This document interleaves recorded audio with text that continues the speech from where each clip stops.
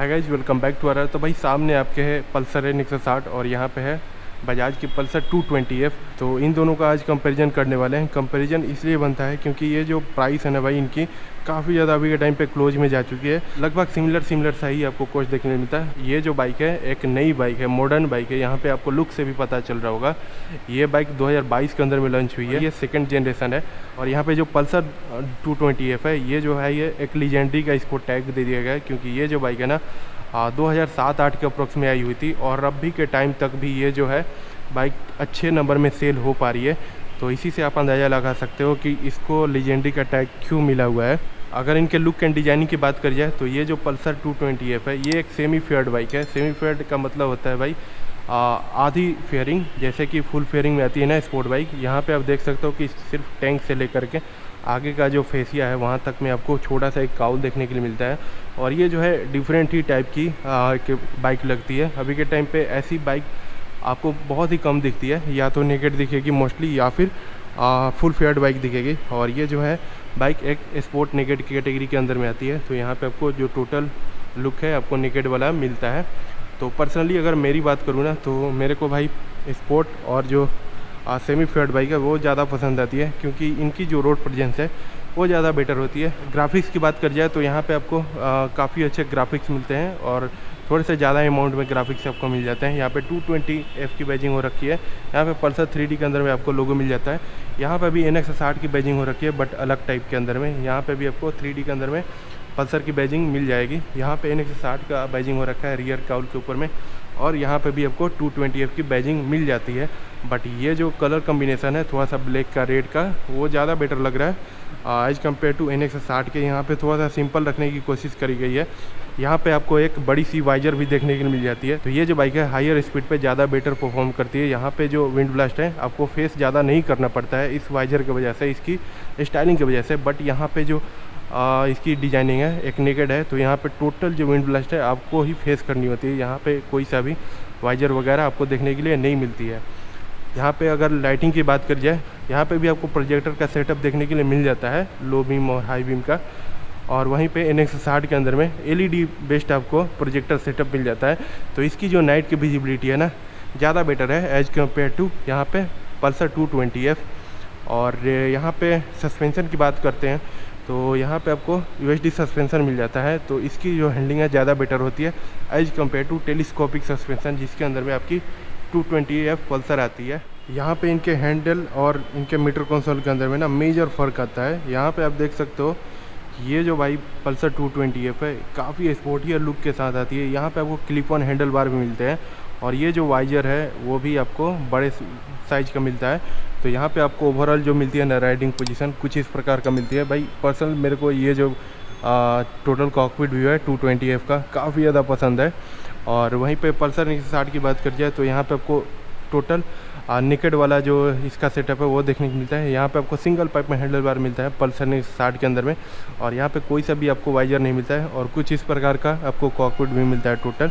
और इनके meter console की अगर बात करते हैं तो दोनों के अंदर में ही आपको और डिजिटल में इसका मीटर कंसोल देखने के लिए मिल जाएगा। और यहाँ पे आपको फीचर भी लगभग में सेम ही देखने को मिलती है। अंतर सिर्फ यही है कि यहाँ पे आपको NX60 के अंदर में ABS का राइडिंग मोड मिल जाता है, रोड, रेन और अर्बन टाइप का। बट यहाँ पे आपको ये वाला जो ABS का मोड है वो नहीं मिलता है। पल्सर 220F के अंदर में एक और चीज़ मिसिंग है कि यहाँ पे आपको गियर पोजीशन इंडिकेटर नहीं मिलता है। चार्जिंग पोर्ट भी आपको दोनों के अंदर मिल जाता है। 220 के अंदर में आपको यहाँ पे मिलता है, और NX60 के अंदर में आपको यहाँ पे मिलता है। यहाँ पे आपको आइकॉनिक पल्सर 220F का मिरर भी मिल जाता है, जो कि वाइजर के ऊपर में आता है। भाई ये मेरे को अगेन पर्सनल फेवरेट है मेरा। यहाँ पे आपको क्लासिक वाले मिरर मिल जाते हैं जो कि हैंडल बार पे आते हैं। टैंक की बात कर जाए तो यहाँ पे आपको 15 लीटर की टैंक मिलती है 220F के अंदर में, और यहाँ पे आपको 14 लीटर की लगभग में टैंक मिल जाती है। और इसकी जो टैंक की शेप है ना थोड़ी ऊपर उठ के आती है इसके सीटिंग से। यहाँ पे आप देख सकते हो थोड़ी सी कम उठी हुई है। और सीटिंग की बात कर जाए तो इनका जो पैटर्न है वो आपको सेम ही लगभग में देखने को मिलता है। दोनों ही बाइक्स के अंदर आपको स्प्लिट वाली पैटर्न मिल जाती है सीटिंग के अंदर में। बट इनकी जो हाइट है ना राइडर और पिलियन का, वो आपको यहाँ पे कम मिलता है, और NX60 के अंदर में आपको ज़्यादा मिलती है। ग्रैब रेल भी आपको दोनों बाइक्स के अंदर मिल जाती है। यहाँ पे जो ग्रैब रेल है भाई काफ़ी ज़्यादा मेरे को पसंद आता है 220F का। और सीटिंग हाइट जो है वो भी आपको लगभग सेम मिलती है 790 mm के अप्रोक्स में। दोनों ही की सीटिंग हाइट जो है काफ़ी लो साइड में है। और यहाँ पे अगर कंफर्टनेस की बात करते हैं तो दोनों ही बाइक्स के अंदर में काफ़ी ज़्यादा आपको सॉफ्ट कुशन का यूज करा गया है। और यहाँ पे जो इसकी सीटिंग है ना वो भी थोड़ी सी ज़्यादा लंबी है, तो यहाँ पे जो पिलियन है काफ़ी ज़्यादा कंफर्टेबल बैठ सकता है एज कम्पेयर टू NXS 8। और ये जो बाइक है भाई टोटल एक बिग बाइक का फील देती है। यहाँ पे आप देख सकते हो, कंपेयर कर सकते हो साइड बाई साइड। और यहाँ पे आपको साइड माउंटेड एग्जॉस्ट भी आता है, तो ये जो भाई लुक देता है ना ओवरऑल काफ़ी एक ह्यूज बाइक का देता है। यहाँ पे रियर की बात करें तो रियर के अंदर में कुछ यहाँ पे आपको इसकी टेल टाइप का यहाँ पे रियर फेंडर दिख जाएगा। और वही पल्सर 220F के अंदर में आपको आइकॉनिक वाला जो रियर फेंडर है वो आपको दिखेगा। यहाँ पे आपको कोई सा भी टायर अगर नहीं मिलता है 220F के अंदर में, यहाँ पे आपको टायर अगर भी मिल जाता है। और सस्पेंशन की बात करते हैं तो यहाँ पे ट्विन गैस ऑब्जर्वर टाइप का आपको सस्पेंशन मिल जाता है 220F के अंदर में। यहाँ पे आपको सिंगल मोनोशॉक का सस्पेंशन मिल जाता है। यहाँ पे अगर इनके इंजन की बात कर जाए तो पल्सर 220F के अंदर में यहाँ पे को 220 सीसी के सिंगल सिलेंडर 2 वाल्व वाला इंजन देखने के लिए मिलता है, जिसके अंदर पावर आउटपुट लगभग में आपको 20 bhp और लगभग 18 न्यूटन मीटर का आपको टॉर्क मिल जाता है। और टॉप स्पीड यहाँ पे आपको लगभग 140 से 145 किलोमीटर पर आवर की आराम से मिल जाती है। वहीं पे पल्सर 160 के अंदर में आता है भाई 164 सीसी का single cylinder air cooled 2 valve वाला इंजन, जिसके अंदर पावर आउटपुट आपको लगभग में 16 bhp और लगभग 14 न्यूटन मीटर का आपको टॉर्क मिल जाता है। और ये जो गाड़ी है लगभग 130 किलोमीटर पर आवर की टॉप स्पीड अचीव करती है। तो टॉप स्पीड के मामले में डेफिनेटली यहाँ पे पल्सर 220F जो है वो ज़्यादा आगे निकल जाती है। यहाँ पे अगर टायर्स एंड व्हील्स की बात कर जाए, ब्रेकिंग की बात कर जाए, तो उस मामले में भी पल्सर 160 जो है वो ज़्यादा बेटर परफॉर्म करेगी। पल्सर 220F के अंदर में यहाँ पे आपको 17 इंच का ब्लैक कलर में अलॉय व्हील्स मिल जाता है। और इसकी जो व्हील का शेप है वो आप देख सकते हो काफ़ी नॉर्मल आता है। बट पल्सर 160 के अंदर में यहाँ पे आपको थोड़ी सी डिफरेंट नए डिज़ाइन के साथ इसका अलॉय आपको दिख जाएगा। टायर्स की बात करी जाए तो यहाँ पे आपको 100/80 की टायर मिलती है। वहीं पे पल्सर 220F के अंदर में आपको थोड़े से पतले टायर मिलते हैं 90/90 की।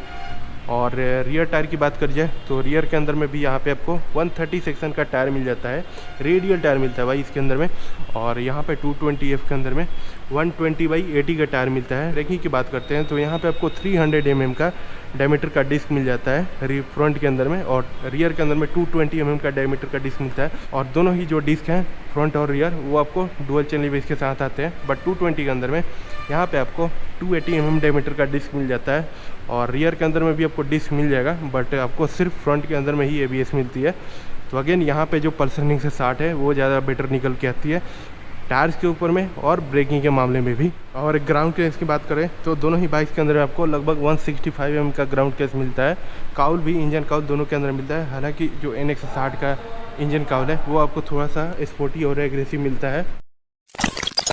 तो फाइनली इनके कंक्लूजन के ऊपर में आते हैं कि कौन सी बाइक आपको खरीदनी चाहिए। तो अगर आपको लीजेंडरी का एक टैग चाहिए और थोड़ा सा आपको एक बिग बाइक का फील चाहिए, ज़्यादा टॉप स्पीड बाइक अचीव करती हो, यहाँ पे जो इसकी सीटिंग है वो भी काफ़ी ज़्यादा कंफर्टेबल होती है। ज़्यादा पर्सन को आप लेके आराम से बैठ सकते हो, चला सकते हो, कोई दिक्कत नहीं आती है। हाई स्पीड के ऊपर में भी ये जो बाइक है थोड़ी स्टेबल रहेगी। और वहीं पे पल्सर NX60 जो है ये भाई एक मॉडर्न बाइक है। यहाँ पे जो टेक्निकल चीज़ें हैं वो थोड़ी सी मॉडर्न देखने की मिलती हैं। लाइक यहाँ पे आपको ज़्यादा बेटर ब्रेकिंग, ज़्यादा बेटर टायर्स, ज़्यादा बेटर आपको सस्पेंसन, आपको लाइट जो है चीज़ें, टेक्निकल चीज़ें ज़्यादा बेटर मिलती है। तो यहाँ पे आपको इंजन भी है वो आपको मॉडर्न टेक्नोलॉजी के साथ आती है। तो पल्सर 220F के अंदर में ना कुछ शिकायतें आपको सुनने को मिलती हैं, लाइक इंजन से रिलेटेड इशूज इस बाइक के अंदर में है। बट अभी तक पल्सर 160 के अंदर में ऐसी चीज़ें सुनने को नहीं मिली है। अगर आपको रिलायबल ज़्यादा चाहिए बाइक और नए लुक के साथ चाहिए, और आपको अगर नेकेड और फेयर का जो फ़र्क है वो मैटर नहीं करता है, तो आप यहाँ पे डेफिनेटली पल्सर 160 के साथ जा सकते हो। ये